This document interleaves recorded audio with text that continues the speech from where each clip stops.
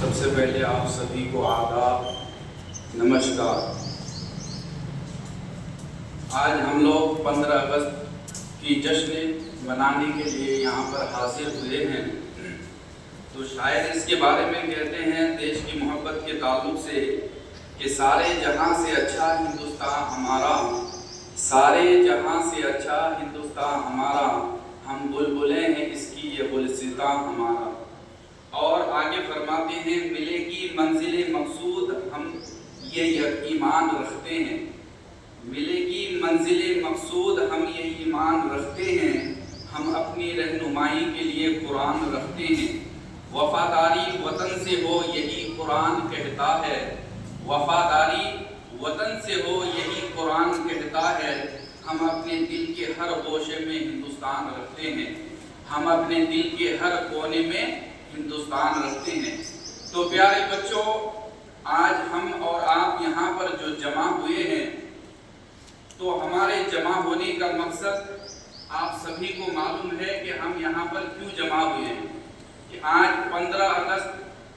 کی جشن منانے کے لیے ہم لوگ یہاں پر آئے ہیں اور حاصل ہوئے ہیں، اور یہ 15 اگست کی جو خوشیاں ہمیں میسر اور حاصل ہوئی ہے، اس کو ہمیں جو ہے ایسے آسانی سے اور تحفے میں نہیں ملا یہ دن، بلکہ اس دن کو حاصل کرنے کے لیے ہمارے آبا و اجداد، ہمارے بزرگ شہیدان بہت ساری قربانیاں پیش کی، ان لوگوں نے اپنے خون بہائے، کسی نے اپنی جان کی قربانی دی اس دیش کو آزاد کرنے کے لیے،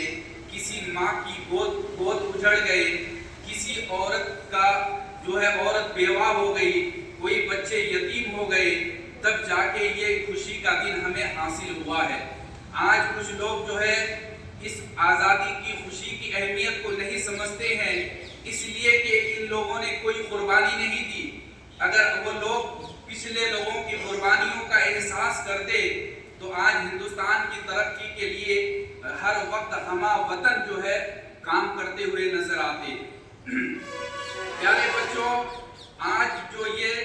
200 سال کی برطانوی حکومت ہندوستان میں چل رہی تھی اور ان کی غلامی کی زندگی ہم لوگ جی رہے تھے،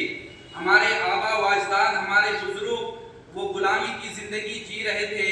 جن کی وجہ سے ان کو بہت ساری مشکلوں اور پریشانیوں کا سامنا کرنا پڑا۔ وہ لوگ اتنی دقتوں میں زندگی جی رہے تھے کہ ان کی سانسیں بھی غلام بن چکی تھی۔ اب ان لوگوں کو ایک وقت آیا، احساس ہوا، جو تکلیف، جو پریشانی، جو مصیبتوں کو ہم برداشت کر رہے ہیں، ان مصیبتوں کو ہم آنے والی پشتوں کو، ہم آنے والی نسلوں کو برداشت ہونے نہیں دیں گے۔ اس لیے ہمیں اس ملک کو آزاد کرنا ہے، اور اس ملک کو آزاد کرنے کے لیے ہمیں اپنی جان کی قربانی دینی پڑے تو ہم اپنی جان کی قربانی دے دیں گے، مال لٹانا پڑے ہم اپنا مال لٹا دیں گے، ہمیں اپنی بیوی کو بیوہ کرنا پڑے تو ہماری بیوی بدوا ہو جائے گی، لیکن ہم آنے والی نسلوں کو ہماری طرح غلامی کی زندگی جینے کے لیے مجبور نہیں کریں گے۔ اور ان لوگوں نے اس بات پر کھڑے اترے